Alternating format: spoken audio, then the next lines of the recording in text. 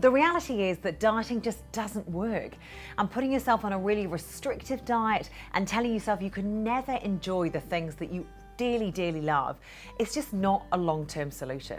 So what I suggest, if there's foods that you adore and they're maybe not that healthy for you, is that you actually plan them in.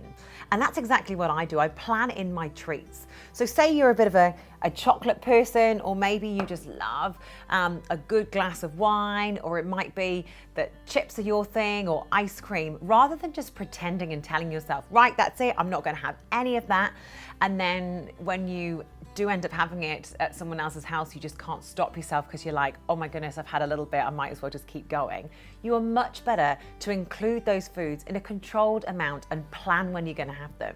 So for me, something like dark chocolate, absolutely delicious. But what I would do is actually say, right, I'm going to have chocolate once a week. I'd choose something that I really like. I'll have it at the weekend, and when I sit down and eat it, I actually put it into a bowl and I consciously actually taste every mouthful that I'm putting in my mouth, rather than just kind of eating half a block because someone else offered it to me. The same with wine, alcohol.